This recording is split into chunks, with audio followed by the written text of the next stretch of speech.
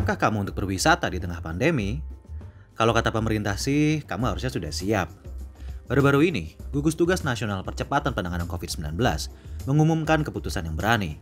Mereka akan membuka kawasan pariwisata alam secara bertahap di berbagai wilayah Indonesia. Mudah ditebak, langkah ini menyulut pro kontra. Namun, mari kita telah terlebih dahulu. Kawasan pariwisata macam apa yang akan dibuka? Apa saja persyaratannya? Dan yang terpenting, kenapa pemerintah kepingin banget membuka kembali arus pariwisata? Pada 23 Juni, Ketua Gugus Tugas Nasional Letjen Doni Monardo mengumumkan bahwa setidaknya 13 kawasan wisata bahari, konservasi, petualangan, taman nasional, hutan raya, serta suaka marga satwa bakal dibuka kembali. Tak mau ketinggalan, pada jumpa pers yang sama, Menteri Lingkungan Hidup dan Kehutanan Siti Nurbaya Bakar menyatakan pihaknya akan membuka 29 taman nasional dan taman wisata alam di wilayah seperti DKI Jakarta, Jawa Timur, Kalimantan Timur, Sumatera Selatan, dan Bali. Mereka bilang rencana ini disertai aturan yang ketat. Kawasan wisata yang akan dibuka misalnya harus berada di kabupaten dan kota dalam zona hijau atau zona kuning yang lebih sedikit risiko penyebaran penyakitnya.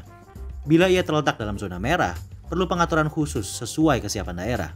Gugus Tugas pun menyatakan bahwa jumlah pengunjung dibatasi maksimum 50% dari kapasitas normal. Kawasan wisata pun mesti memenuhi indikator kesehatan masyarakat yang dijabarkan Gugus Tugas COVID-19, serta menerapkan protokol kesehatan tempat umum yang sesuai keputusan Menteri Kesehatan. Dalam ketetapan Menkes tersebut, kawasan wisata dan fasilitas penunjang seperti hotel dan transportasi umum diwajibkan memaksimalkan transaksi non-tunai, melakukan pembersihan secara berkala, menyediakan hand sanitizer, menerapkan physical distancing, dan melarang kedatangan pekerja atau pengunjung yang menunjukkan gejala serupa COVID-19. Proses agar sebuah kawasan wisata dapat dibuka kembali tidaklah mudah. Pemerintah pusat menyerahkan wewenang kepada bupati dan wali kota untuk melakukan pengambilan keputusan dengan proses musyawarah. Para kepala daerah diminta melibatkan pengelola kawasan pariwisata, perwakilan Ikatan Dokter Indonesia, epidemiolog, hingga tokoh masyarakat dan komunitas sebelum mengambil keputusan untuk membuka kembali suatu kawasan pariwisata. Untuk memastikan protokol kesehatan ditaati, pemerintah punya solusi cemerlang. TNI dan Polri akan turun gunung untuk mengamankan dan mendisiplinkan masyarakat. Menurut Kadif Humas Polri Irjen Argo Yuwono, aparat akan berperan dalam mengatur dan mengedukasi masyarakat supaya mengikuti protokol kesehatan di tempat wisata. Namun tenang saja, bapak-bapak aparat ini berencana melakukan pendekatan humanis dan persuasif, bukan dengan paksaan. Rencana membuka kembali tempat wisata pun disambut baik oleh kepala daerah. Salah satunya Gubernur Jawa Timur, Khofifah Indar Parawansa. Setelah rencana tersebut diumumkan, ia menyebut bahwa beberapa area wisata di Jawa Timur bakal dibuka kembali untuk menyongsong new normal. Misalnya, tempat wisata di Batu, Malang, dan Taman Nasional Ijen, Banyuwangi. Padahal, di hari yang sama dengan jumpa pers Letjen Doni Monardo, pemerintah baru saja mengumumkan bahwa terdapat 1.051 kasus baru COVID-19 di seluruh Indonesia. Dan daerah yang paling banyak menyumbang kasus baru adalah Jawa Timur. Pantas bila keputusan gugus tugas ini bahkan menuai pro kontra di kalangan pejabat. Ketua MPR Bambang Susatyo misalnya menyampaikan keraguannya bahwa Indonesia sudah betul-betul siap membuka kembali industri pariwisata. Ia meminta masyarakat menahan diri dan mempertimbangkan secara arif sebelum berwisata selama pandemi. Sebab tempat wisata berpotensi jadi klaster baru penyebaran COVID-19. Ia pun mewanti-wanti agar Pemda dan pemerintah pusat tidak asal membuka destinasi wisata. Lantas, kenapa pemerintah ngotot menantang segala aral guna menghidupkan kembali industri pariwisata? Dari sisi Gugus Tugas Nasional, Letjen Doni Monardo bilang langkah ini diambil mempertimbangkan keinginan masyarakat. Namun, jawaban yang lebih realistis diutarakan oleh Menteri Pariwisata dan Ekonomi Kreatif Wisnu Tama. Sederhana saja, kita butuh uang.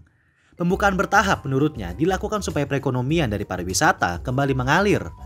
Namun, Wisnu Tama pun paham bahwa ini langkah berisiko. Ia mewanti-wanti agar protokol kesehatan ditaati benar oleh para pengelola kawasan wisata. Sebab, bila protokol kesehatan dilanggar dan benar-benar ada ledakan jumlah kasus positif, kepercayaan publik akan guncang, jumlah pengunjung turun drastis, dan dampak ekonominya sungguh mengkhawatirkan. Tentu saja, ada konsekuensi lain yang luput disebutkan Pak Wisnu Tama bila protokol kesehatan dilanggar. Orang bisa wafat rame-rame.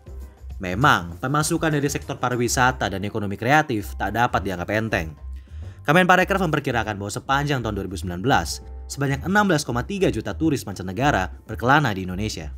Realisasi devisa dari sektor pariwisata mencapai 280 triliun rupiah atau sekitar 5,5% dari total PDB nasional. 13 juta orang pun terserap sebagai tenaga kerja dalam sektor ini. Pemerintah juga tahu betul bahwa sektor pariwisata bisa semakin menguntungkan bila dikembangkan dengan serius. Rencana kerja pemerintah tahun 2020 memprioritaskan pengembangan kawasan wisata terpadu seperti Mandalika dan Labuan Bajo. Kemenparekraf juga mengembangkan 10 program prioritas pariwisata yang berpotensi mendatangkan 180 triliun rupiah devisa baru bagi Indonesia. Dengan kata lain, pertaruhannya tinggi. Kalau pariwisata sampai lesu, Indonesia bakal kehilangan sumber pemasukan yang luar biasa. Karena itulah pada akhir Februari 2020, saat negara tetangga seperti Singapura dan Malaysia menutup perbatasan dan menghentikan penerbangan mancanegara, Indonesia justru mempersiapkan anggaran dengan jumlah tak main-main untuk menggenjot pariwisata.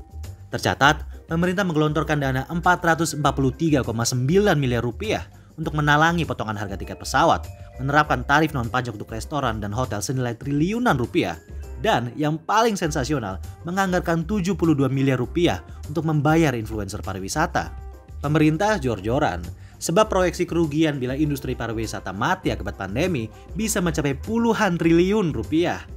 Perhimpunan Hotel dan Restoran Indonesia atau PHRI serta Apindo menaksir kerugian akan mencapai 21,8 triliun rupiah di sektor pariwisata. Prediksi Kemenparekraf lebih suram lagi. Mereka memperkirakan bahwa penghentian sementara sektor pariwisata akan menimbulkan kerugian 54,8 triliun rupiah. Hitung-hitungan inilah yang bikin pemerintah ragu untuk menutup pintu dan meminta sektor pariwisata rehat sejenak. Contohnya, Indonesia baru menutup semua rute penerbangan domestik pada 24 April 2020, 1,5 bulan setelah kasus pertama COVID-19 dilaporkan. Pada 28 Mei, saat kita masih berkutat dengan ratusan kasus baru setiap hari, Presiden Joko Widodo meminta Kemenparekraf mulai menyiapkan protokol pariwisata dalam tatanan new normal. Ia menekankan bahwa daerah boleh dibuka asalkan angka reproduksi virus di bawah 1. Pertengahan Juni, setelah dilobi oleh industri transportasi, Kemenhub pun memperbolehkan kembali pesawat mengangkut penumpang dengan jumlah maksimal 70% kapasitas. Indonesia beserta sektor pariwisatanya telah babak belur dihantam pandemi. Kemenko Perekonomian memperkirakan bahwa pandemi ini akan mengakibatkan 5 juta orang menjadi pengangguran. Dan pekerja di wilayah unggulan pariwisata seperti Labuan Bajo dan Bali tidak luput dari dampaknya. PHRI juga mengumumkan bahwa lebih dari 2.000 hotel tutup per awal Mei 2020. Tingkat okupansi hotel pun terjun bebas dari 50% jadi hanya 12,67% di bulan April. Melihat statistik mengkhawatirkan ini, ada dua cara untuk memandang intervensi pemerintah. Langkah ini perlu untuk menyelamatkan sektor yang mulai sekarat, atau intervensi ini tidak akan efektif. Yang jelas, kita mulai melihat tanda-tanda tidak sedap dari dampak pembukaan kembali tempat rekreasi dan tempat umum. Juni 2020, Gugus Tugas Kabupaten Bogor mengumumkan bahwa 60 orang terkonfirmasi reaktif COVID-19 setelah dilakukan rapid test massal di wilayah Puncak. Di Ubud, Bali, 60 orang warga negara asing ketahuan berkumpul dan berdekatan di sebuah kegiatan yoga tanpa menaati protokol kesehatan. Sementara di Car Free Day Jakarta, 5 orang ketahuan reaktif COVID-19, sehingga perhelatan tersebut terpaksa dihentikan lagi. Insiden ini menunjukkan 3 hal, bahwa protokol kesehatan tak selalu dituruti, kesadaran masyarakat untuk melindungi diri masih rendah, dan Indonesia sama sekali belum lolos dari jerat pandemi. Jadi, siap berwisata di era corona?